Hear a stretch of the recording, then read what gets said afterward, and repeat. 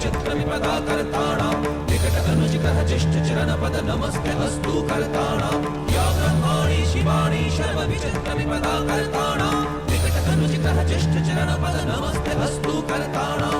अब राजसूय यज्ञ संपन्न हुआ। अतिथियों की पूजा के बाद ही आप सम्राट सिद्ध होंगे। मैं अग्र पूजा के लिए उन्हें आमंत्रित करना चाहता हूं जो आर्य व्रत के सर्वश्रेष्ठ पुरुष हैं, जिनके कारण ये यज्ञ संपन्न हुआ है, और वो हैं वासुदेव कृष्ण।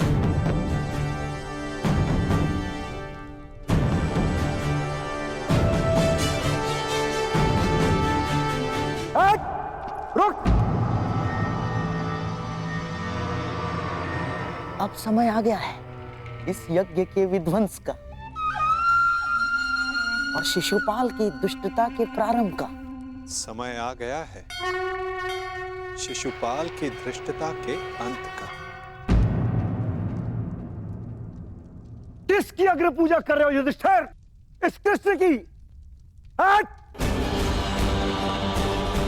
अग्र पूजा उसकी होती है जो हर क्षेत्र में सर्वश्रेष्ठ हो, हर क्षेत्र में अग्र हो। और ये कृष्ण, ये तो छल करने में अग्र है। मैं इसको सर्वश्रेष्ठ नहीं मानता। शिशुपाल, अग्र पूजा किसकी की जाए, वो यज्ञ के आह्वानकर्ता का अधिकार है। आप अपनी मर्यादा से बाहर जा रहे हैं। निसंदेह।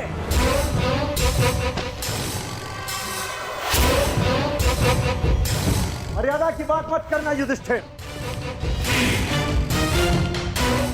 क्योंकि मुझ में मर्यादा होने का दम्भ है, तो तुझ में नहीं हो सकता युधिष्ठिर। और दम्भ हो भी तो किस बात का?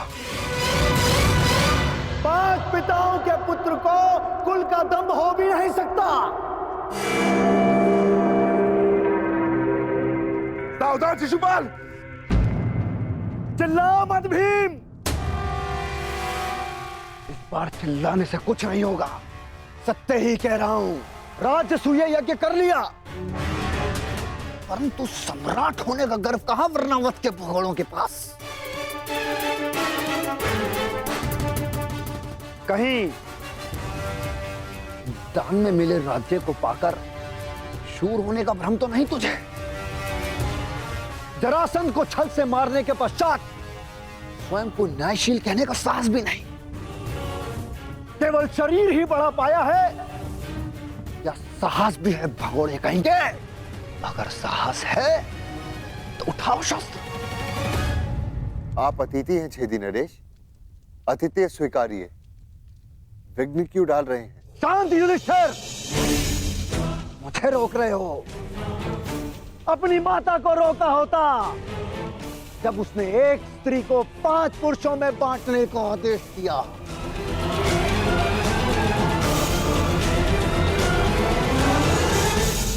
स्त्रियों का सम्मान करना सीखो शिशुपाल। ये मत भूलो कि तुम भी एक नारी की कोख से जन्मे हो। ये देखो, श्री कृष्ण वासुदेव बोले, तार का सबसे बड़ा पाखंडी, छली, कामी मुझे सिखाएगा कि किसका अपमान किया जाए, किसका सम्मान।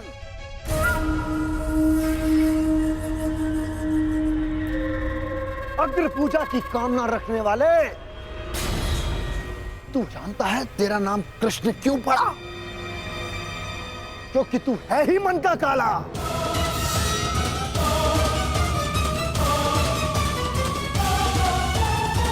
तेरे माता पिता ने तुझे जन्म देते ही इसलिए त्याग कर मथुरा से गोकुल पहुंचाया क्योंकि तेरे पांव देखते ही भाप गए थे कि तू कुलनाशक सिद्ध होगा।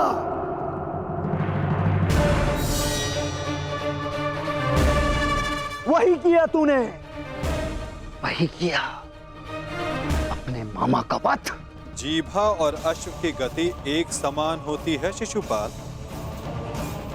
यदि उसके रास को कसकर ना रखा जाए तो अश्व अपने सवार को गिरा देता है और जीभा बोलने वाले को। श्री कृष्ण वासुदेव की बड़ी बड़ी बातें, अरे जो सत्य है उसको कहने में जिह्वा को लाज कैसी?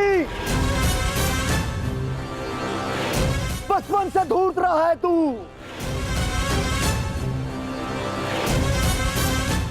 सब जानते हैं माखन स्वयं चुराता और आरोप अपने मित्रों पर लगा देता। धूर्त मुझे कहता है कि जीवा पर रास कसूं। तूने जो वृंदावन में रास रचा है वो संसार जानता है। कामी है तू, कामी। प्रेम का झांसा देकर जो स्त्रियों को ताड़ता रहा वो मुझे स्त्रियों का सम्मान करना सिखा रहा है। क्या क्या नहीं किया तूने? स्नान करती स्त्रियों के वस्त्र तूने चुराए। अरे गोकुल की विवाहित महिलाओं को मोहित करके उनका चरित्र पतन तूने किया। गोकुल की विवाहित महिलाओं को मोहित करके उनका चरित्र पतन तूने किया। मैं सावधान करता हूं तुम्हें, मेरे धैर्य की परीक्षा ना लो शिशुपाल, अपनी सीमा में रहो।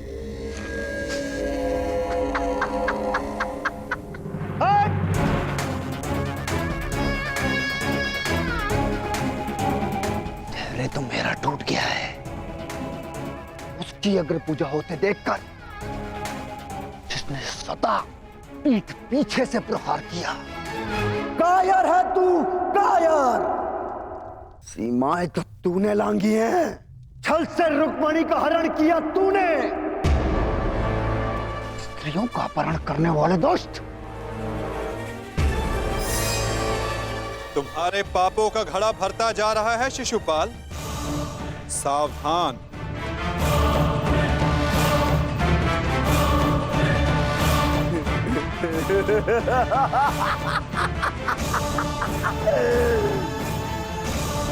क्या करेगा तू? युद्ध करेगा मुझसे जैसे जरासंध से किया? रण छोड़। अरे युद्ध भूमि छोड़कर भागने वाला कायर है ये, रण छोड़ है, दुष्ट है ये। क्या करेगा तेरे ये दास पांडव? इनके द्वारा तो मुझे भी मरवा देगा। कुलनाशक है तू और तुझे अग्नि पूजा का सम्मान चाहिए। थू। बस शिशुपाल।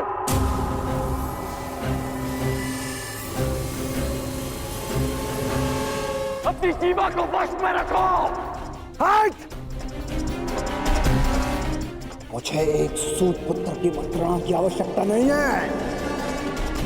ये मेरा और इस ग्वाले का प्रकरण है।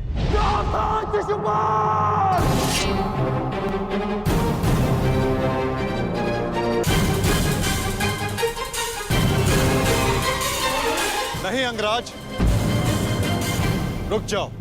निकाल देने दो छेदी नरेश को अपने मन का मैल।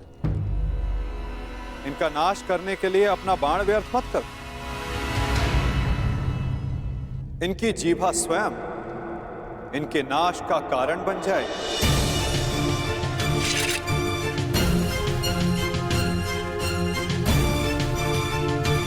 ऐसे बालक योद्धाओं को तू अपने छल से वश में कर सकता है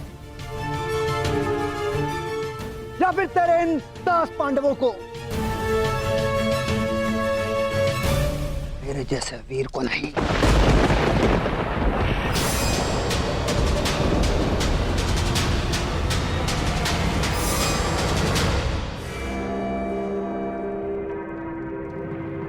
श्री,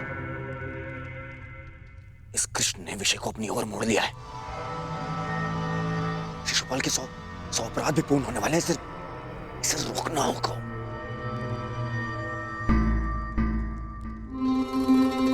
शिशुपाल ठहरो। चुप! दूर रहना कायर दुर्योधन। स्वयं से कुछ होता नहीं है और मुझे रोक रहे हो। बैठे रहो अपने मामा को उतरिया पकड़कर। आज इस स्त्री के मान का पाखंड करने वाले को उसका उचित स्थान दिखाकर रहूंगा मैं। 16,000 16,000 रानियों से जब तेरा मन नहीं भरा तो तू पांचाल चला गया। तेरा और इस पांचाली का क्या संबंध है? किसी से छिपा नहीं है।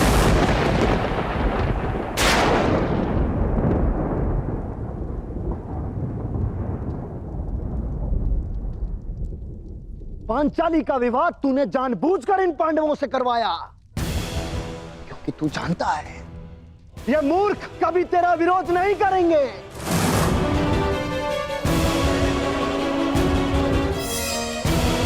सखा सखी सखा सखी की संबंध की आड़ में क्या रासलीला रचा रहा है तू, ये मैं भली भांति जानता हूं।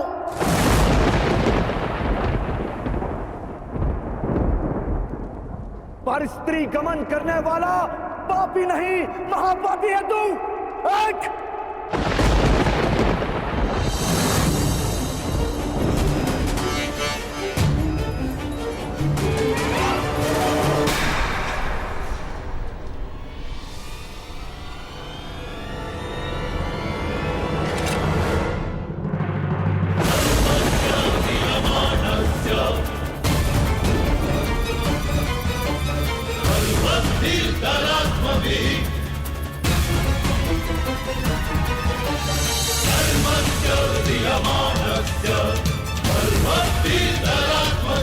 तुम्हारे पापों की सीमा समाप्त हुई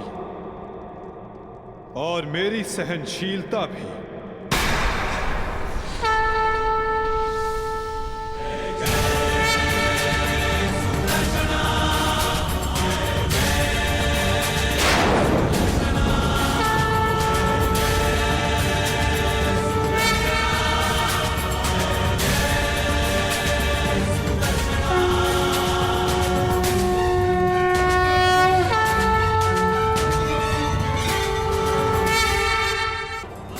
और मेरी सहनशीलता भी।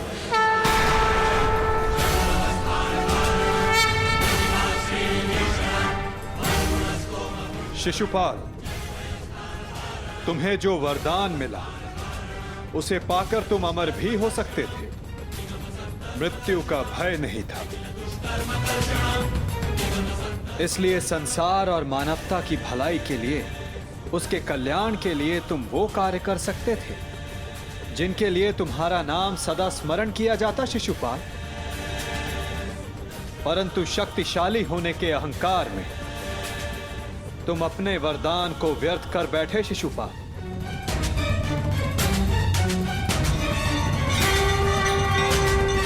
तुमने किसी का प्रेम नहीं लिया शिशुपाल, केवल श्राप लिया।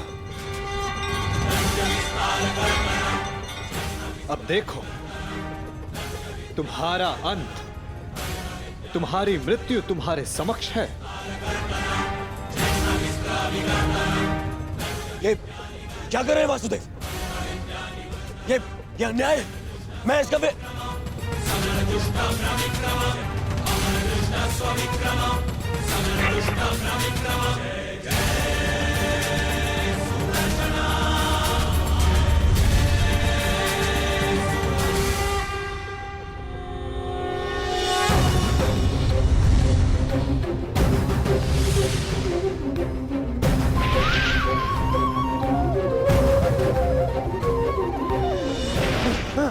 दुर्योधन बचा लीजिए।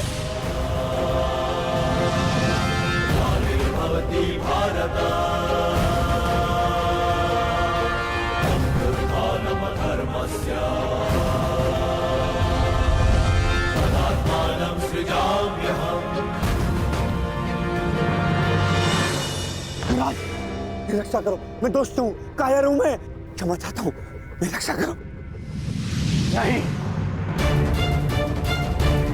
तुम केवल एक अपराधी हो जिसे बार बार सावधान करने के पश्चात भी वो नहीं माना। तुमने न केवल एक अतिथि की मर्यादा भंग की, अपितु एक स्त्री के सम्मान पर भी प्रहार किया। तुम्हारी सहायता करना एक अपराध है जो मैं नहीं करूंगा।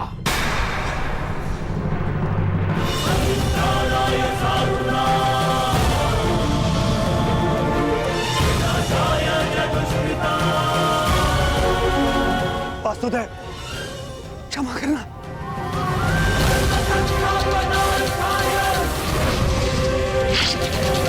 शिशुपाल,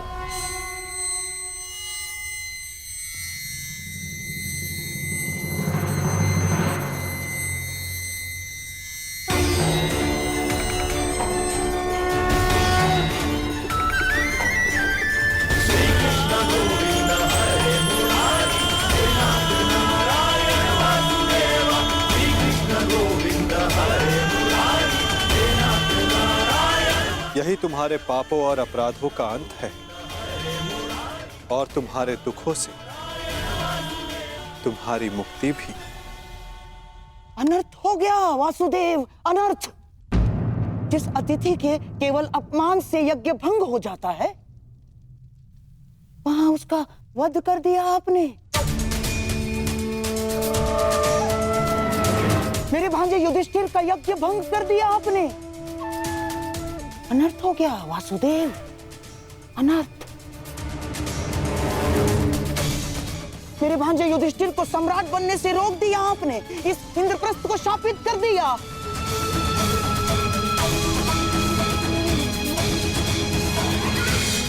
मामा श्री उचित कह रहे हैं।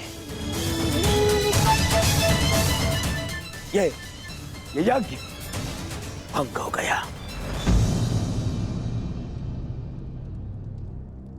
नहीं दुर्योधन, प्रथम अतिथि ने अतिथि का वध नहीं किया।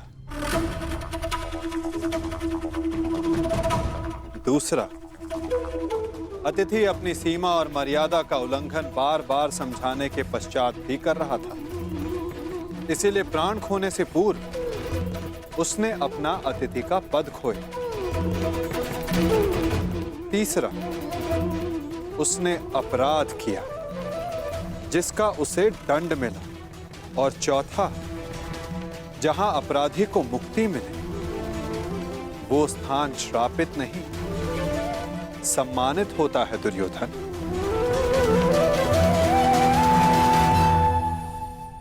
विश्वास ना हो तो अपने मित्र अंगराज से पूछ लो। वासुदेव ठीक कह रहे हैं मित्र।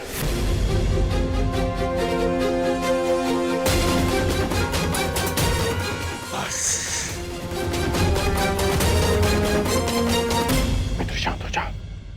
इस समय तुमने कुछ कहा या किया वो तुम्हारे विरुद्ध जाएगा।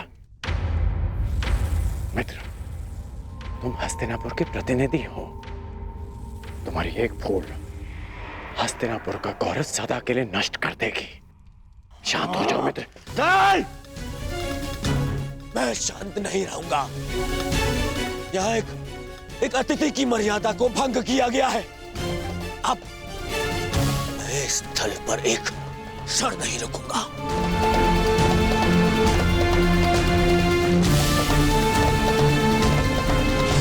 दुर्योधन, दुर्योधन, जो सोच कर आए थे वो कुछ नहीं हुआ। हर स्थान पर हमें छलने के लिए प्रयोजन किए गए। मुझे तो ये समझ में नहीं आता कि हम यहाँ आए हैं क्यों थे। चलिए मामाश्री। मित्र, मित्र, मामाश्री, इसे कहिए कि मेरे सामने ना आए। मित्र कहता है मुझे। न्याय की बात कहकर उसी की बात का विरोध करता है ये। मैं तुम्हारा विरोध नहीं कर रहा हूं मित्र। मैं तो मेरी बात समझने की कोशिश बस कांड। अब एक और शब्द नहीं।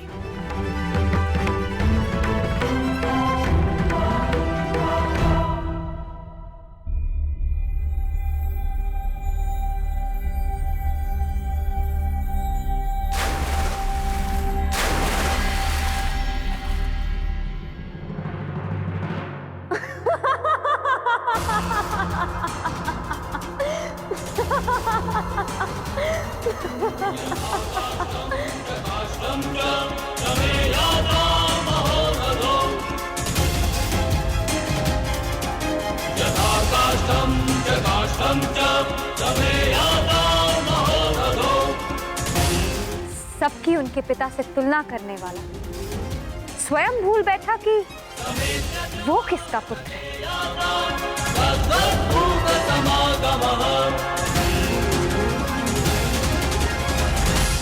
अंधे का पुत्र अंधा।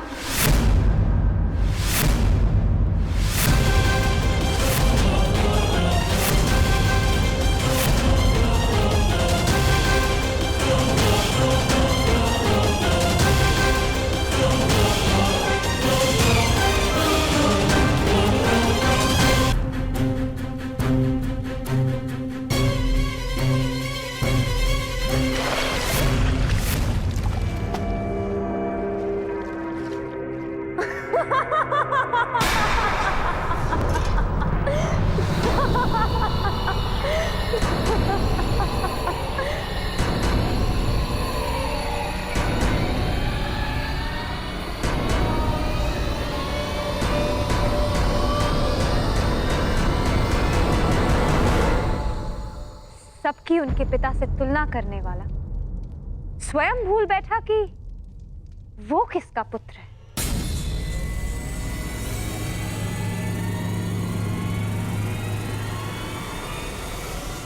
अंधे का पुत्र अंधा।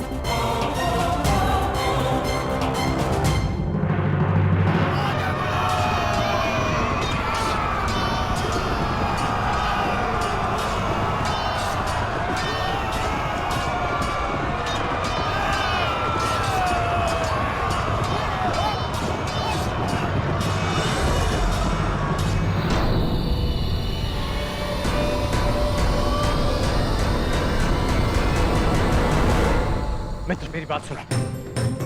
मित्र मेरी बात सुनो।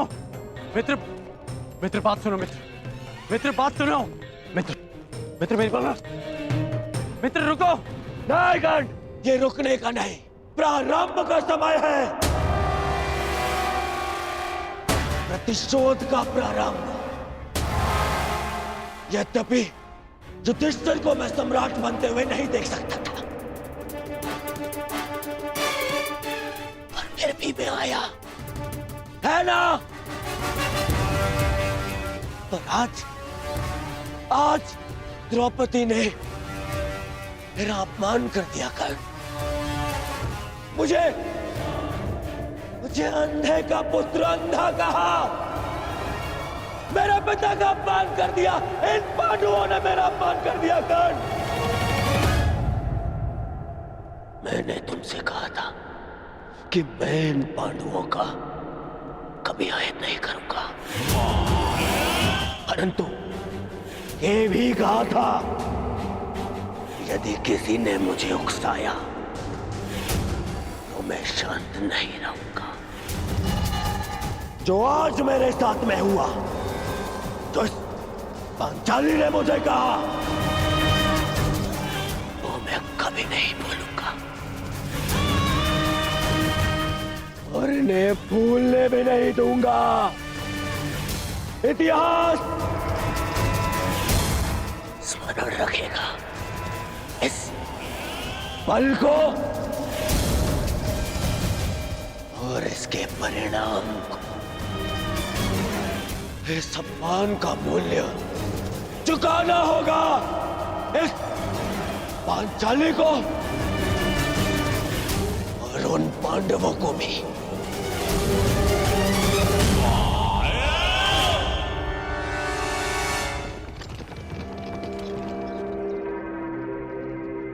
अंगराज,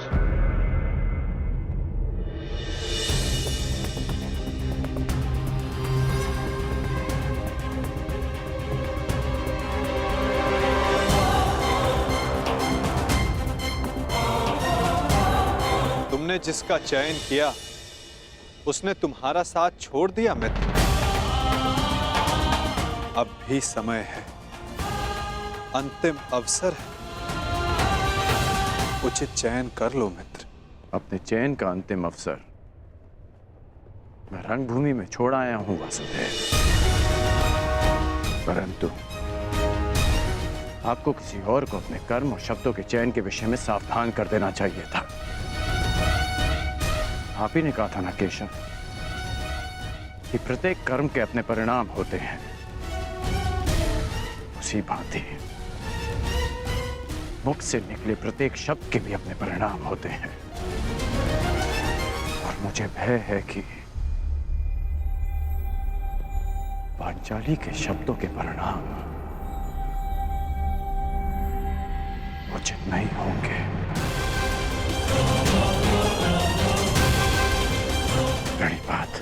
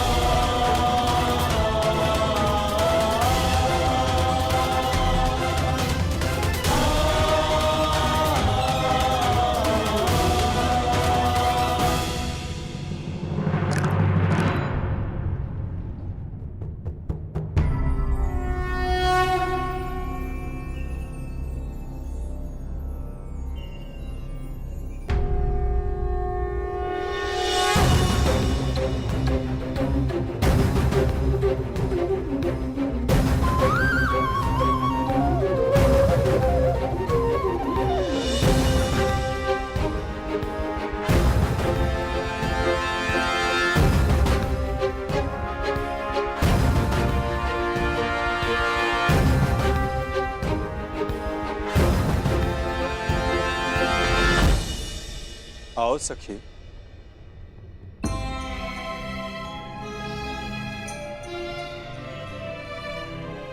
बिना मुझे देखे, बिना कुछ सुने आपने मुझे कैसे पहचान लिया सखा?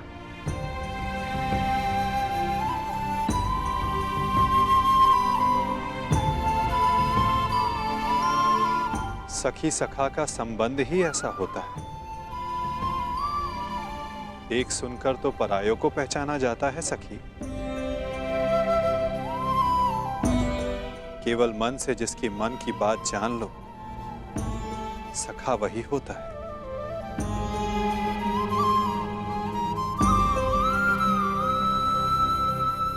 सखा, सखा आपके हाथ से तो अभी तक रक्त बह रहा है।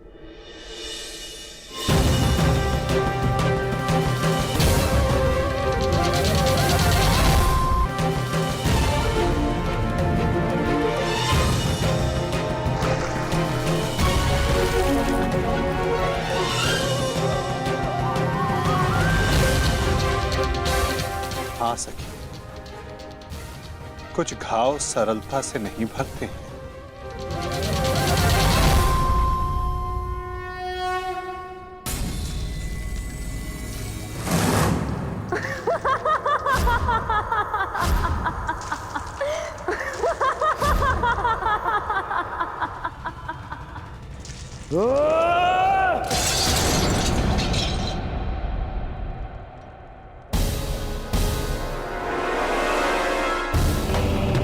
अंधे का पुत्र अंधा। अंधे का पुत्र अंधा, अंधे का पुत्र अंधा, अंधे का पुत्र अंधा।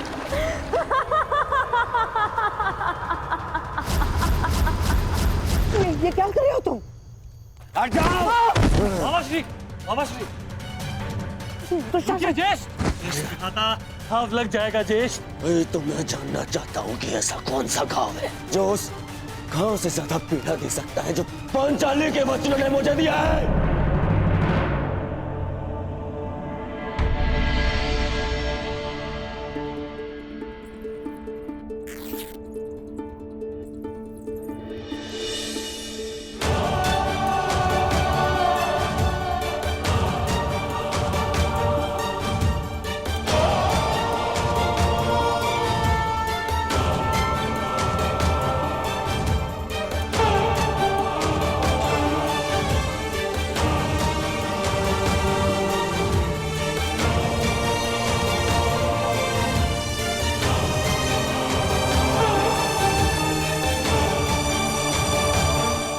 मैं जानती हूँ सखा कि आपने शिशुपाल का वध क्यों किया। इसलिए नहीं क्योंकि उसने आपका अपमान किया, परंतु इसलिए क्योंकि आपने मेरे अपमान का प्रतिशोध लिया।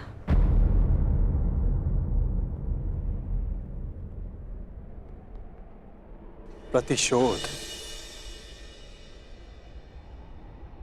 सबसे भयंकर अस्त्र है याज्ञसेनी,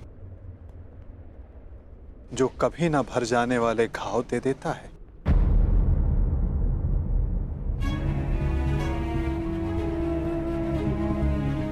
इसीलिए आवश्यक है कि प्रतिशोध से बचा जाए,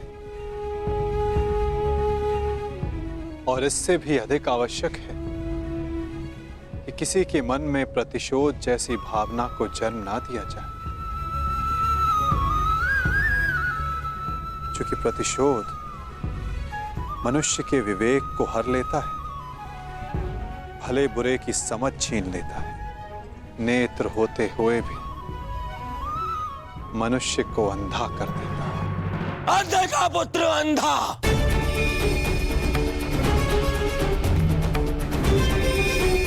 मेरे पिता का अपमान किया, मेरे, और मैं दुर्योधन इतना दुर्बल निकला कि ना मैं उस समय अपना प्रतिशोध ले पाया और ना अब लेने के सक्षम। मामा, मुझे प्रतिशोध चाहिए, या तो मुझे प्रतिशोध दो मामा, या मुझे विष दे दो। ये तो उस पांचाली के विद्रोह से छीनकर उसकी मुख पर सदा के लिए पीड़ा भरता हूं।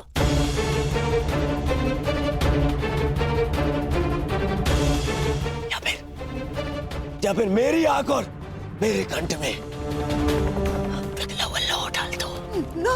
हाँ, पिघला हुआ लौह डाल दो मामा, क्योंकि मैं केवल इसलिए प्रतिशोध नहीं ले सकता कि मैं सम्राट नहीं हूं, और मेरे पिता मुझे युद्ध की आज्ञा नहीं देंगे। और इस अग्नि में जलने से अच्छा होगा कि मैं अपने चिता में अग्नि लगाऊं और उसमें कूद जाऊं।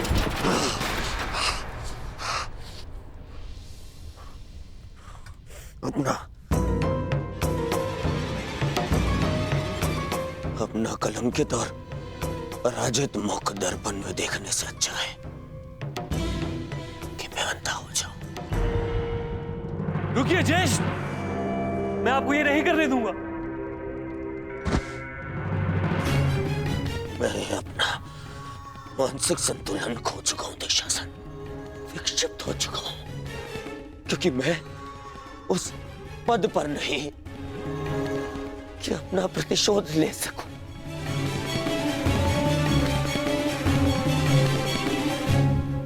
और मेरे पिता जो सक्षम है, उन्हें मेरे आंसू दिखाई नहीं दे सकते। हे ईश्वर, यदि यही मेरा प्रारब्ध था तो मुझे भी जन्म लेते ही अंधा क्यों नहीं कर दिया तूने? क्यों?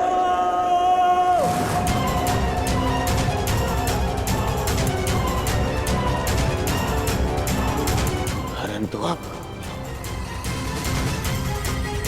तेरे किए अधूरे काम को मैं पूरा करूंगा, मैं पूरा करूंगा।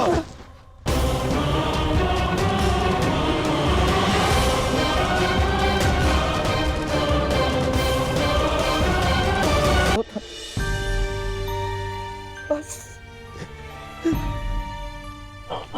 मेरा दुर्भाग्य और मत बढ़ा।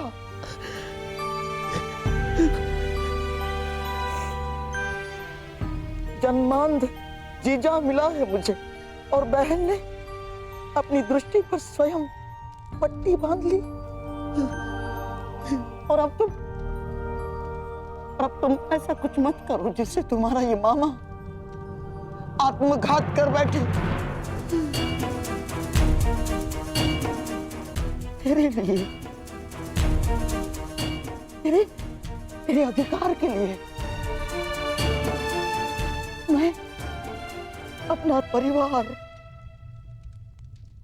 अपना राज्य, अपना देश, अपनी भूमि त्याग कर आया हूं और अपनी बहन के घर में श्वान बनकर बैठा हूं।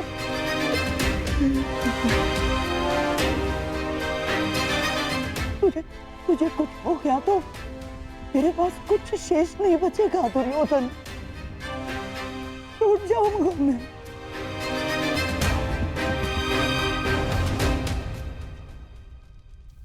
विध्वंस हो जाएगा मेरा, टूट जाऊंगा मैं। ऐसा कुछ मत करना।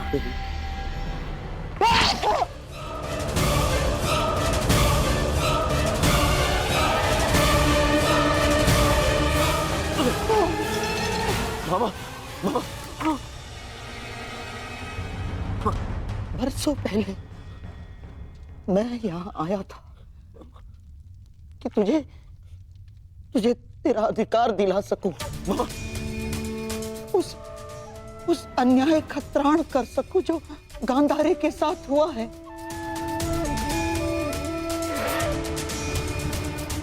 पांडवों के जाने के पश्चात मुझे ऐसा लगा था कि सब कुछ ठीक हो गया, परंतु ऐसा कुछ नहीं हुआ दुर्योधन। ये घाव भरा नहीं है अभी, हरा है, हरा। परंतु अब इस घाव का त्राण मैं पूर्ण करूंगा। परंतु आपके घाव पर पट्टी मामा। नहीं, अब इस घाव पर पट्टी तभी बंधेगी जब तेरा प्रतिशोध पूर्ण हो जाएगा। तेरा मामा होने का ऋण चुकाऊंगा मैं। बहुत बड़े ऋण का भार मेरे कंधों पर तुमने डाल दिया है सखी। कामना यही है कि इस ऋण को चुकाने की कभी आवश्यकता ना पड़े। और यदि आवश्यकता पड़ी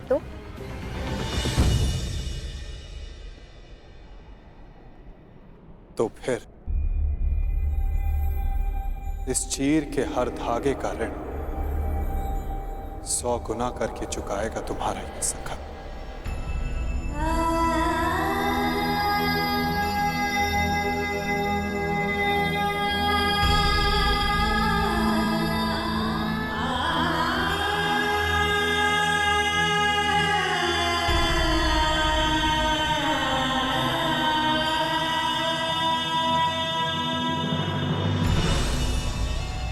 जिस पांचालिकी की अपमान के कारण मेरे दुर्योधन ने अंधा होना चाहा,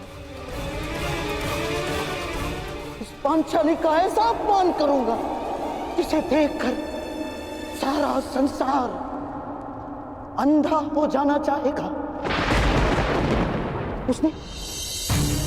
उसने तुम्हारा उपहास किया है ना? तो मैं भी हरी सभा में उसे वस्त्रहीन कर दूंगा। ये मेरा वचन है तुम्हें दुर्योधन। उसने तुम्हें गाली दी है ना, उसके शरीर से एक एक वस्त्र खिंचवा लूंगा मैं, ताकि भरी सभा में पड़ती हजारों दृष्टियां उसे काली जैसी लगे। भरी सभा में पांचाली कराएगी, चित्कार करेगी, और उसके ये चित्कार का त्राण उसके वो पांचों महाबली पति भी नहीं कर पाएंगे। उस याज्ञ सेनी की ऐसी अवस्था करूंगा, ऐसी अवस्था करूंगा कि वो अग्निसूता अग्नि में प्रवेश करने की कामना करे। उस पांचाली का मान इस भांति छिन्न भिन्न कर दूंगा मैं कि संसार में कोई अपने पितरी का नाम द्रौपदी नहीं रखेगा। ये मेरी प्रतिज्ञा है।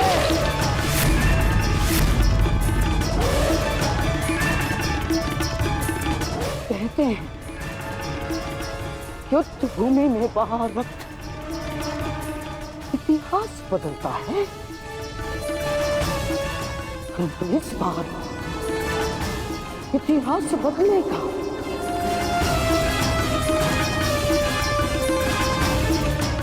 बिना रक्त बहाए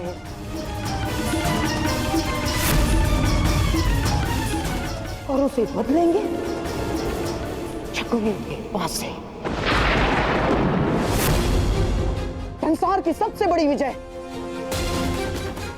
युद्ध भूमि के व्यू में नहीं, चौसर के व्यू में होगी। चौसर के युद्ध भूमि के व्यू में नहीं, चौसर के व्यू में होगी। चौसर के व्यू रचा जा चुका है सब। मैं आपके कहने का तात्पर्य समझ ही नहीं सका। तो समझ लो कि हमारे कर्मों का, हमारे शब्दों का फल हमारे समक्ष आने को, सृष्टि की धारा बदलने को है, और शीघ्र ही तुम्हारे समक्ष विकल्प आएंगे पांचाली, और सब कुछ विकल्प के चयन पर निर्भर करेगा। सखी, प्रत्येक मनुष्य की सबसे बड़ी शक्ति ही उसकी सबसे बड़ी दुर्बलता भी होती है, और धर्मशील की दुर्बलता उसका धर्म होता है। इसलिए प्रयास करना कि समय आने पर धर्मात्मा को दुर्बल पड़ने से रोक सको।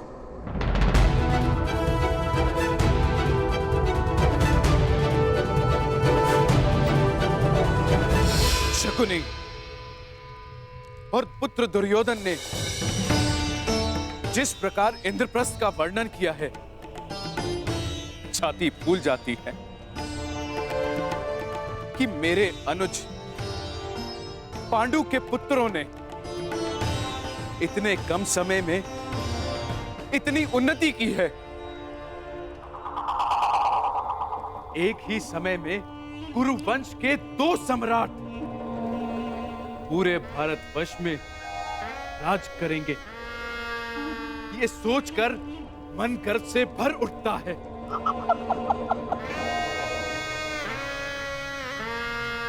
बस एक ही खेद है कि मैं गांधारी और ताचरी समेत अन्य सभी लोग इस राजसू यज्ञ में सम्मिलित ना हो पाए।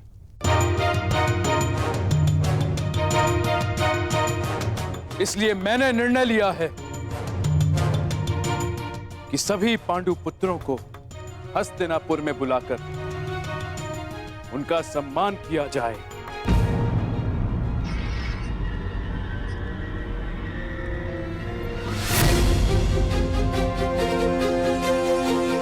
यह तो बहुत आनंद की बात है महाराज। तो ठीक है महाराज, मेरा प्रिय दुशासन आज ही जाकर हस्तिनापुर से पांडवों को निमंत्रण दे आएगा और फिर यहाँ उनका सम्मान समारोह होगा और फिर 2-2 हाथ पांसों के।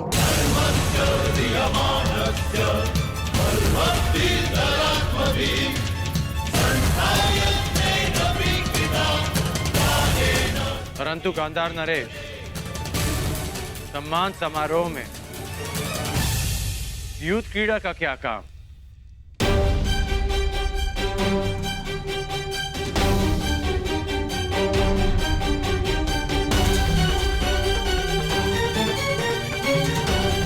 इस मंगलमय अवसर पर युद्ध क्रीड़ा जैसा धर्मी खेल क्यों? अंगराज बने अब समय ही कितना हुआ है महाबली कर्ण, अर्थात धीरे धीरे राजकुल के सारे नियम आप समझ जाएंगे, ज्ञात हो जाएंगे आपको। अन्य खेलों की भांति युद्ध क्रीड़ा भी एक प्रकार का मनोरंजन है। नहीं है। मेरी दृष्टि में युद्ध क्रीड़ा एक व्यसन है जो मनुष्य की मति हर लेता है। अंगराज,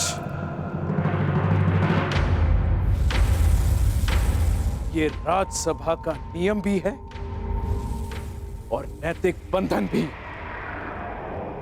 कि जब बड़े विचार विमर्श कर रहे हों तो छोटों को बीच में नहीं बोलना चाहिए। महाराज ठीक कहते हैं। और मेरे विषय में आपका क्या कहना है गांधार नरेश? मैं इस सभा में सबसे अधिक ज्येष्ठ हूं। मेरा मानना भी वही है जो अंगराज का।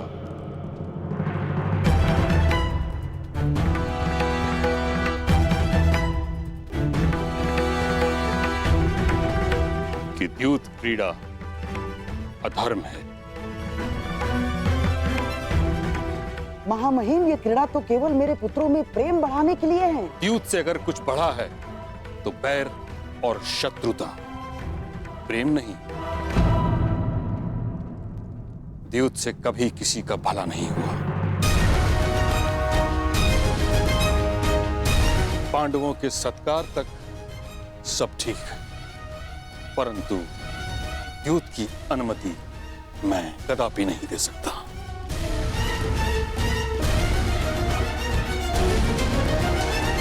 परंतु महामहिम, अतिथि का स्वागत और मनोरंजन उनकी रुचि के अनुसार ही तो होना चाहिए ना। अब महाबली भीम के लिए स्वादिष्ट भोजन की व्यवस्था होगी, देवी पांचाली के लिए वस्त्र आभूषण होंगे, नकुल और सहदेव के लिए आखेट और अश्वारोहण होगा, अर्जुन के लिए संगीत, परंतु धर्मराज के लिए क्या?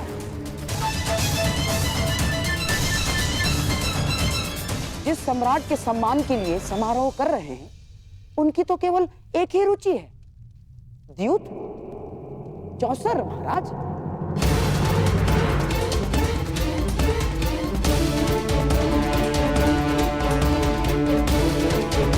और पुत्र दुशासन स्वयं वहां जाकर पांडवों को निमंत्रण दे आएगा।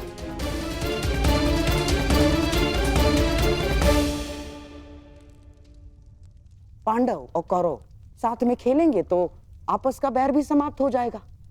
इसमें बुराई क्या है महामहिम?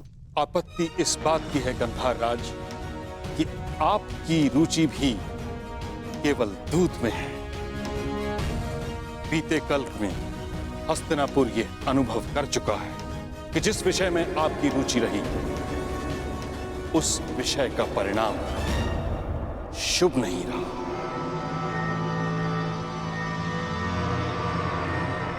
और दुशासन को दूत बनाकर भेजना मुझे एक और लक्ष्याग्रह का स्मरण करवा रहा है।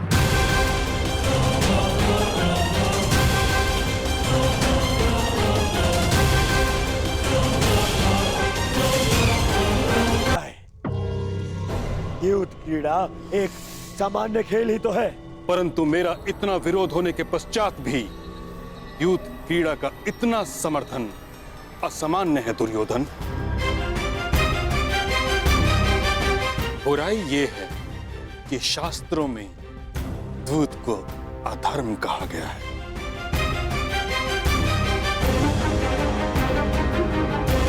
दुशासन दूत क्रीड़ा का प्रस्ताव लेकर नहीं जाएगा। बड़ी विचित्र बात है महामहिम। एक भूल को क्या जीवन भर नहीं भूलेंगे आप? प्रायश्चित का एक अवसर नहीं देंगे? ठीक है, यदि आपको मेरा दुशासन को निमंत्रण लेकर भेजना षड्यंत्र लग रहा है, तो आप धर्मात्मा विदुर को निमंत्रण लेके भेज सकते हैं।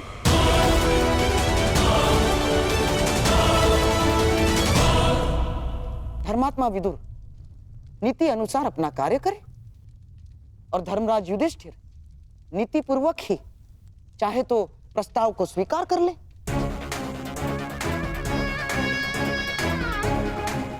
परंतु मामा श्री, क्या करें मेरे होने वाले सम्राट? देखो, हमारे मन में कोई मैल नहीं है, परंतु महामहिम भीष्म और तुम्हारे परम मित्र कर्ण को यह सिद्ध करने के लिए धर्मात्मा विदुर को यदि निमंत्रण लेके भेजा जाता है तो इसमें मुझे कोई आपत्ति नहीं है ना।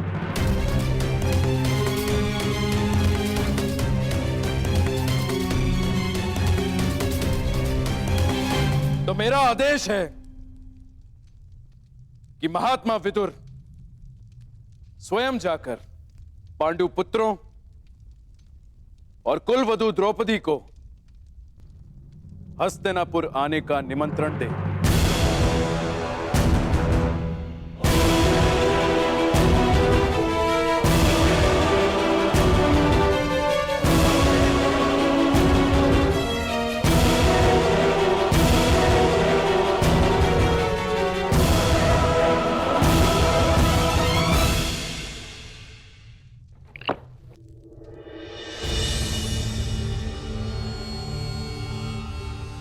मामाजी, आपने स्वयं विदुर को वहां जाने को क्यों कहा? अब वो अवश्य युधिष्ठिर को द्यूत ना खेलने का सुझाव देगा ना। महात्मा विदुर यहां से हस्तिनापुर का दूत बनकर जा रहा है और वहां धर्मराज युधिष्ठिर उसका सम्राट बनकर स्वागत करेगा।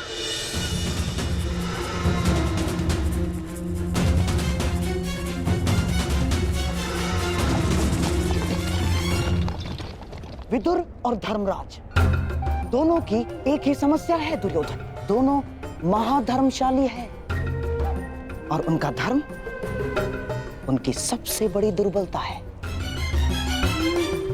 और वही हमारे लिए शक्ति बनेगी।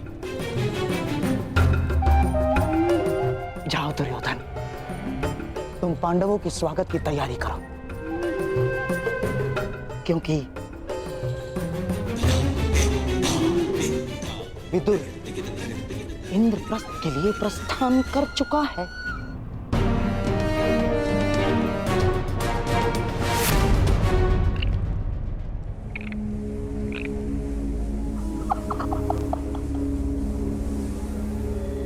जब दो धर्मात्मा मिलकर बैठेंगे तो मंथन से केवल धर्म ही निकल कर आएगा।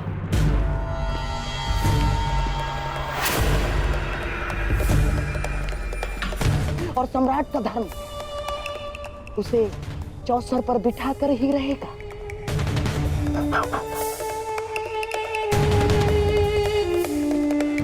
क्योंकि सम्राट युद्ध और द्यूत के निमंत्रण को कभी अस्वीकार नहीं कर सकता ना। और इसी प्रकार हमारी योजना में कोई बाधा नहीं डाल सकता। इंद्रप्रस्थ में आपका स्वागत है अंगराज कर्ण।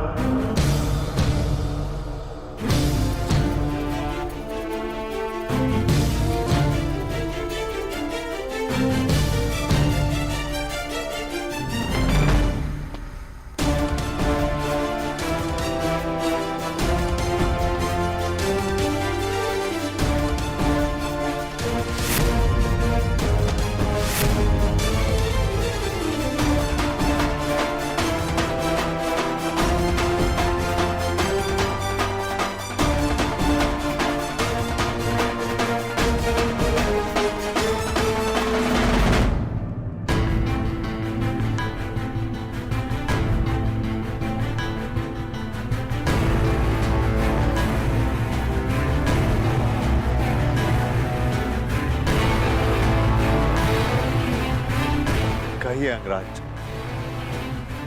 आपके यहाँ पधारने का उद्देश्य क्या है? मैं आपको सावधान करने आया हूं धर्मराज। शीघ्र ही हस्तिनापुर आपका आवाहन करने वाला है।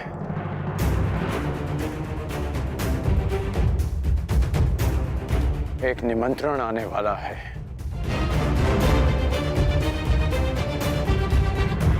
देखा भ्राताश्री, हमारी उन्नति ना देखी गई उस दुर्योधन से। आपको सम्राट बनते हुए ना देख सका वो दुष्ट। इसमें संदेह कैसा है? जिस भांति दुर्योधन यहां से क्रोधित होकर गया था, निस्संदेह उसने युद्ध का आह्वान किया होगा। यदि युद्ध का आह्वान करना होता तो मैं यहां सभा में प्रस्तुत नहीं होता। अभी तो युद्ध भूमि में तुम्हारी प्रतीक्षा करता है। अर्जुन, कर्ण महोदय को अपनी बात पूरी करने दो। अंगराज, किस निमंत्रण की बात कर रहे हैं आप? द्यूत निमंत्रण की। शीघ्र ही आपको द्यूत का बुलावा आएगा।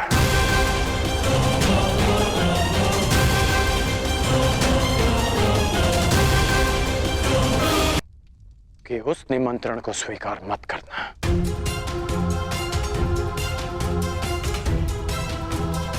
क्योंकि मुझे संदेह है कि गांधार राज ये निमंत्रण आपके सम्मान के लिए नहीं, उस अपमान के प्रतिकार के लिए भेज रहे हैं। संदेह तो मुझे तुम पर हो रहा है। तुम तो हमें पराजित करना चाहते थे, फिर क्यों हमें चेतावनी देने आए हो? क्योंकि तुम्हारा शत्रु होने के साथ साथ मैं एक योद्धा भी हूं, जो तुम्हें युद्ध भूमि में पराजित करना चाहता है, द्यूत में नहीं। यदि योद्धा होने का इतना अभिमान है तो लाक्षागृह के समय कहां थे? तब हमें सावधान क्यों नहीं किया?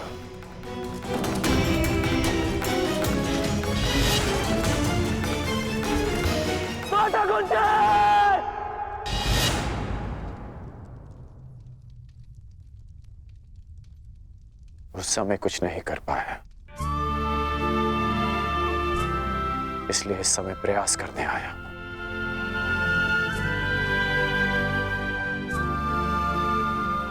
मेरा निवेदन मानिए, इस निमंत्रण को स्वीकार मत कीजिए।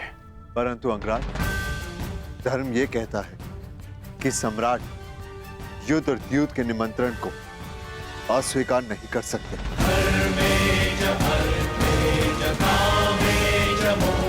प्रत्येक मनुष्य की सबसे बड़ी शक्ति ही उसकी सबसे बड़ी दुर्बलता भी होती है, और धर्मशील की दुर्बलता उसका धर्म होता है।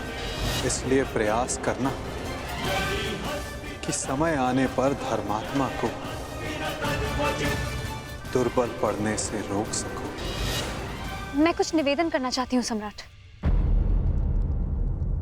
आपकी सबसे बड़ी शक्ति आपका धर्म है, परंतु इसे अपनी सबसे बड़ी दुर्बलता मत बनने दीजिए।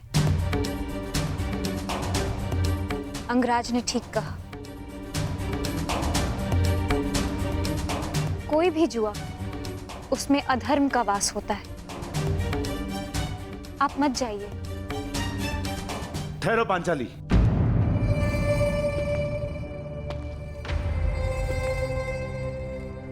कर्ण ने तुम्हारी एक बार रक्षा की, इसका अर्थ यह नहीं कि हम इस पर विश्वास कर ले। यह हमारे शत्रु का परम मित्र है और यहां जानबूझकर आया है ताकि हम ये निमंत्रण अस्वीकार कर दें और पितामह हमें अहंकारी समझ ले। यह हमें पितामह की दृष्टि में गिराना चाहता है। राजनीति का एक खेल तुम नहीं समझोगी पांचाली। किस पर विश्वास करना है, किस पर नहीं, क्या चयन करना है, क्या नहीं, तुम्हें समझने में अभी बहुत समय लगेगा पांचाली। चयन कैसे करना है ये मैं भली भांति जानती हूँ महाबली। यदि मैंने कोई और विकल्प चुना होता तो आर्य अर्जुन के अतिरिक्त आप सभी इस समय सन्यासी होते।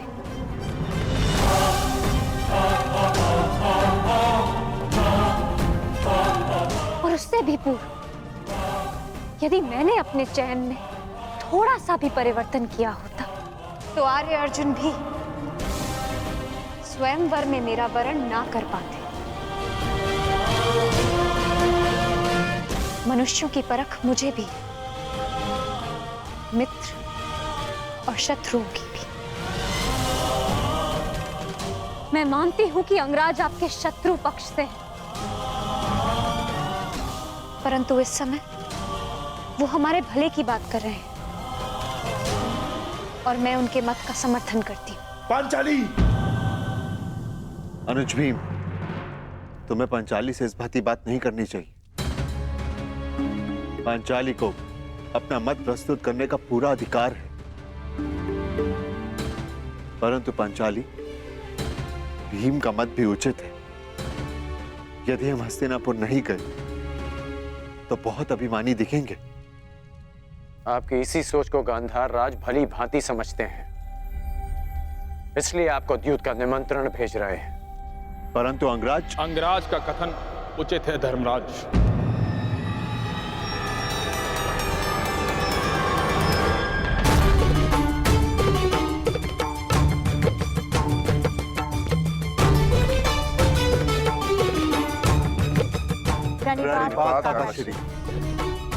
आयुष्मान भव। मैं वही निमंत्रण लेकर आया हूं जिसका वर्णन अंगराज कर रहे थे। मैं अंगराज का समर्थन करता हूं।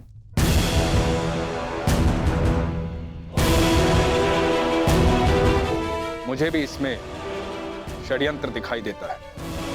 जो लाक्षागृह में तुम सबको भाभी कुंती समेत भस्म करना चाह सकता है, वो कुछ भी कर सकता है। हमें उनसे भय नहीं है काकाश्री।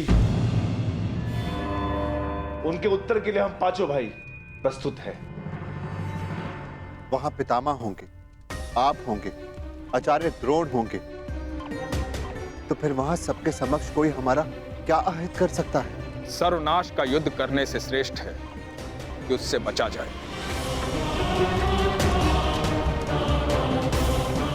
कीचड़ में गिरने से कदाचित बाहर आ जाए और वस्त्र मैले हो ही जाते, उससे बचना ही श्रेष्ठ है। सर्वश्रेष्ठ युद्ध वो होता है पुत्र जो युद्ध ना हो। और धर्म क्या कहता है काकाश्री? धर्म ये कहता है कि युद्ध और द्यूत के निमंत्रण को नकारा नहीं जा सकता, लेकिन निर्णय आपका है, क्योंकि द्यूत भी धर्म नहीं है।